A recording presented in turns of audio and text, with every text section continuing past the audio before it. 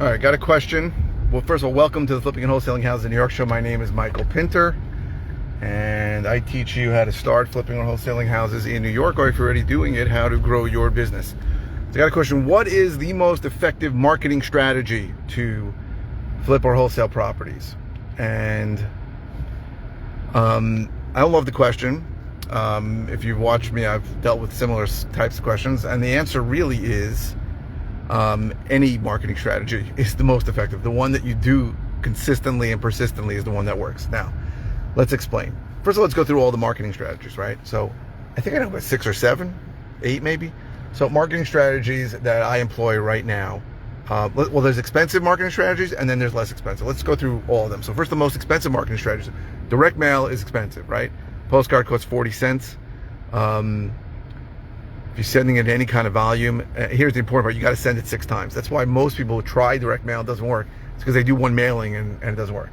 It's really very rare that it's going to work on one mailing or even 2. You've got to mail any list of people, the same people, at least 6 or 7 times, and that's expensive, right? For every 1,000 for every 1,000, it's $400. So if you have a list of 10,000, it's $4,000. You got to mail it 6 times, it's $24,000. It's not cheap. Second expensive strategy is PPC, or pay-per-click. That's a lot, right? Google takes your money like a mother effer. They love spending your money. Whether you're getting conversions or whether you're getting deals, they don't care. I mean, they assume if you're not getting conversions that you're going to stop spending. So they're going to try, well, you want to optimize I optimize for conversions. Another expensive strategy is SEO, search engine optimization. People think, well, I'm on the top of my page. You can't stay there unless you're spending money. Things you need to do, like backlinks and content creation, those are the things that get you up on SEO, but it's not cheap, right? In theory, you can do it yourself, but it's time consuming if you do it yourself. And I think that you really need professionals getting you backlinks to be strong on SEO. Those are the expensive ones. Less expensive is cold calling, right? Certainly if you're doing it yourself, it's the least expensive. Even if you're paying people to do it, most people callers should not be that expensive. Texting, certainly you can do it yourself, very cheap. If you're using a service, it's still a few $100 to $1,000 a month, not expensive. RVM is really cheap, ringless voicemails. I use them. What else? I guess there's door knocking. I guess that's really cheap too, just a time thing. Facebook marketing is cheaper than the other electronic marketing that we talked about. So Facebook marketing ads are cheap. I tried that. I'm not a fan, but there are people who love to do it, and it's fine. What else? Oh, bandit signs are really cheap, really inexpensive. There's you got to either put the signs out yourself.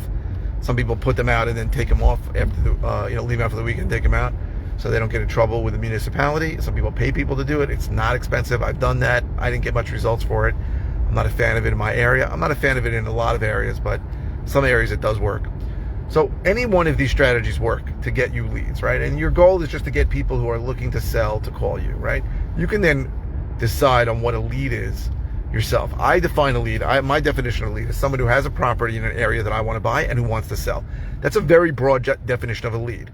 A lot of people will define a lead only as someone who wants less than 20% of Zillow value, only someone who has a real motivation. That's fine. The reason why I have a broad definition of leads is because I also take listings, right? I have a bunch of listings going on now, and I try to monetize my leads via listings. A lot of leads, and you're kidding yourself if you don't think that any marketing channel is going to bring you people who want retail pricing. Now, you may say, I don't give a crap. I don't want to take a listing. It's a pain in the ass, and I understand that.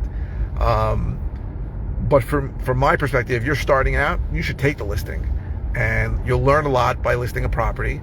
And it's some time. You got to sit at open houses. You got to deal with buyers, which I hate. I pay somebody to do that for me, but it's a good learning experience. And if you're new and you can make the listing commission on a deal, you got to try to make as much money from your marketing dollars as you can. So that's my opinion. But again, you got to be licensed to take listings, and you got to understand that. I recommend, and I have a bunch of videos on why everyone should be licensed. One of them is to take listings, because I think that you're gonna come into contact with people, whether you like to or not, who want full retail price, and you will. To me, it's free money just to be picked up, right? They're going to list with someone. Why shouldn't it be with you? with you. And if you're licensed, you can pick up that listing commission. I know some people say, oh, I just refer them out. I've never had any luck with that. And I think it's a weird dynamic. Saying, oh, I know a great listing agent in your area, take her, and then try to get 25% commission. It's fine. If you're licensed, you can get 50% commission by doing the same thing if you want. It's fine with me. Smarter would be to partner up with some kind of hungry agent and say, hey, I'm doing some marketing, I'm trying to buy properties, but if I get a listing, can I give it to you, and we'll split it 60-40 in my favor or something like that. Anybody who's a hungry agent should say okay to that, or even 70-30. Okay, so right now I am doing PPC, I am doing mail. I used to do a lot more mail. I'm sort of narrowing down my mail focus. I'm taking a lot of the money I was spending on mail. I was spending a lot of money on mail. I was spending over $10,000 a month on mail.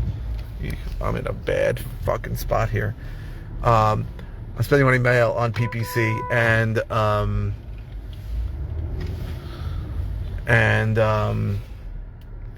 I'm doing less mail than I was before. I'm doing calling. I have a bunch of cold callers. I do texting.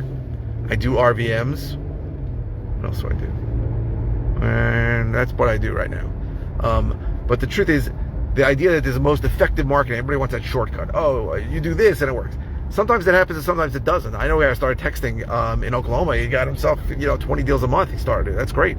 Maybe he's the first guy to do it, or maybe he was doing better than other people. But every single marketing method is going to have ups and downs. As more people get into it, and the leads get saturated, the prospects get saturated with that, it's going to be less effective. So you've got to understand you need to have multiple marketing channels. You can't rely on one. There are people relying only on texting. Texting could get slaughtered by regulators or the carrier stopping us soon.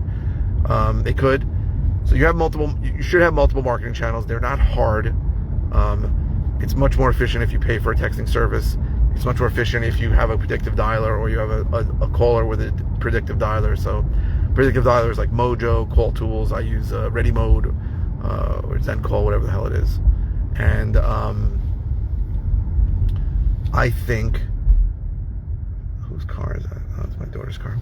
I think that you need to have multiple marketing channels, because basically things are going to get better and worse at different times. So you need to be prepared for that. There's nothing that's the most effective. What's out there is everything's effective not in a straight line. Things are more effective than others. Things get better or worse at different times. And there is no other way. There's no other way to put it. Decline. And that's pretty much it. So that's all I have to say about what's the most effective marketing channel. I think whatever you do, you need to do at least 2 marketing channels at any given time. And then you should understand that things are going to get better and worse. And that is pretty much it. So I hope this was helpful. If you're interested in all the ways I can help you, go to howtoflipnewyork.com. If you're interested in finding out more about one-on-one coaching I offer, go to coaching.howtoflipnewyork.com. If you are interested in, if you're watching on YouTube, please subscribe. If you're watching on any media channel, please click the thumbs up. The likes really help my SEO, my search engine optimization, helps me get more people looking at the videos and coming to my page. So I really appreciate that. And what else? Oh, I post 5 times a week. I really don't always know what to say, so I really need comments from you. Please keep the comments coming. Any questions you want answered. It doesn't have to be about the video you're watching. Try to get back to everybody within a couple days. And if it's something simple with an answer, I'll just reply with an answer. If it's something I've covered before in depth, I'll send you links to the videos. If it's something new or something I haven't covered in a while, it'll be my pleasure to do a brand new video on it. I really appreciate everyone's watching. Thank you very, very much.